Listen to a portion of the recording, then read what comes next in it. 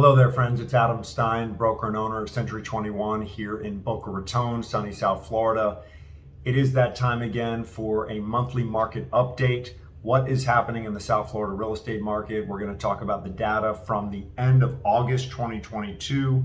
We're recording this now in the beginning of October 2022. We're looking at the data about a month plus in arrears. So I wanted to share with you where we're at, what's been happening, and I'll give you some insight. We don't have the actual numbers out for September, of course. We don't get them till the end of October.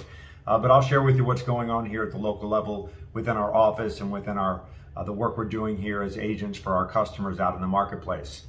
So clearly what we've seen is an interest rate environment that has been on the rise. As of today, we have seen in 1 year, we have seen the 30-year borrowing average interest rate go from near 3%, just shy of 3%, to just shy of 7%. That is an unprecedented rate of growth. Certainly the Federal Reserve is increasing borrowing rates to slow down the rate of inflation, to slow down the rate of investment and borrowing so that we can slow consumer spending, we can slow inflation and get under control so that gas prices, food prices, all those things become more manageable for household budgets. As a result, we are also starting to see home prices decline. So very specifically what we saw here month over month and year over year in South Florida. We cover, if you've been following me, you know that Century 21 Stein Posner, which is located in Boca Raton, right in between Fort Lauderdale and West Palm Beach. We cover the Miami-Dade, Broward, Palm Beach, Martin, and St. Lucie County, 5-county South Florida market. This data will be specifically for Miami-Dade, Broward, and Palm Beach County. And here's what the data is telling us. So closings, in fact, were up in August.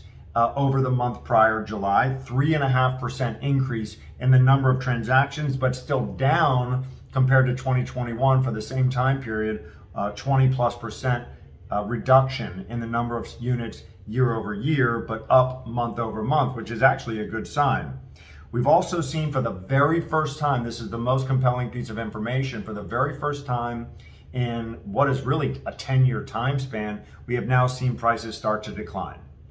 We went from, in the median single family home price point in the Tri-County market, we went from a median single family home price of $590,000 to $559,000, which is a 5.2% decrease in the median single family home price point value. And so that's very interesting, right? We're starting to see where we had peaked. Really, it was about May, June is where we really peaked. August, we saw a price decrease from July to August of 5.5%. However, we are still up year over year, 13.6% from 2021's numbers. So still 559,000, which is the median single family home price point in the Tri-County market here in South Florida, is still up 13.6% over this time last year.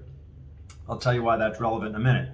We are seeing the number of active listings also on the rise, 2.5% month over month. So each month now we're starting to see more listings coming on the market.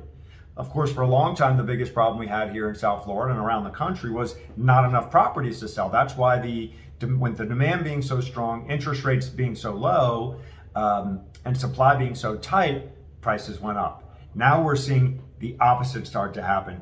Inventories are increasing. Demand is shifting a bit to the degree that the borrower that was at one time using mortgage financing is now not able to afford. They were going to be able to once be able to buy based on their interest rate and debt to income ratios now in terms of qualifying for financing. There's more choices for them now. And as a result, prices are starting to come down, yet they are still up comparatively to where they were a year ago.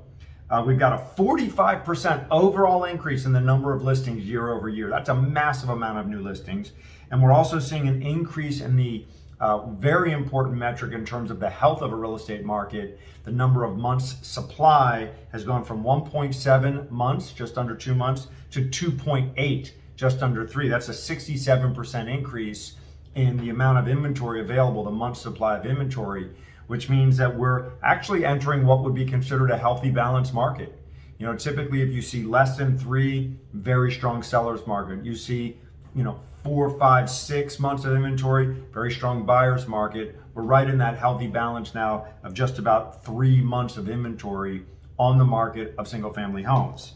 Townhomes, we also saw an increase in the number of transactions, 5% more from July to August. So we are seeing more transactions.